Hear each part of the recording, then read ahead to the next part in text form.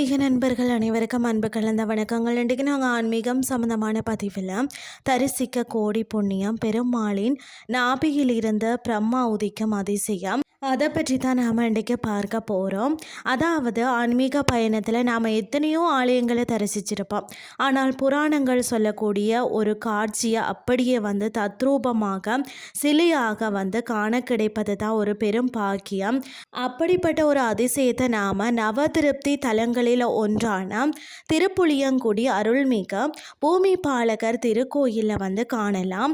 அந்த அபூர்வ கோலம் என்னன்னு சொல்லி பார்த்தீங்கன்னா, பொதுவாக பெருமாள் பள்ளி கொண்ட கோலத்தில், அதாவது சயன நிலை இருக்கும்போது அவர் நாபியில் இருந்து வரக்கூடிய தாமரையில் பிரம்மா வீற்றிருப்பார்.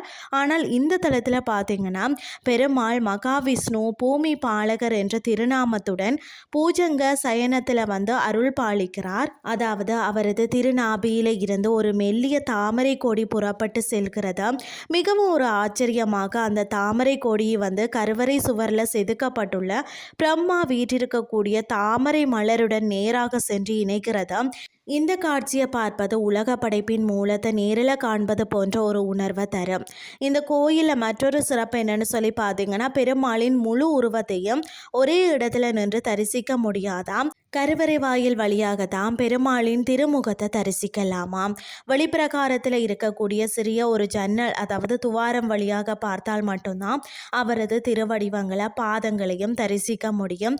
இந்த திருவடி தரிசனம் பாவங்களை நீக்கி புண்ணியத்தையும் தரும் என்பது ஐதீகமாக இருக்கிறது. புதன் தோஷ நிவர்த்தி தலம், அதாவது நவக்கிரகங்களில் கல்வி மற்றும் அறிவுக்கு அதிபதியான புதன் பகவானுக்குரிய தலமாக தான் இது போற்றப்படுகிறதா.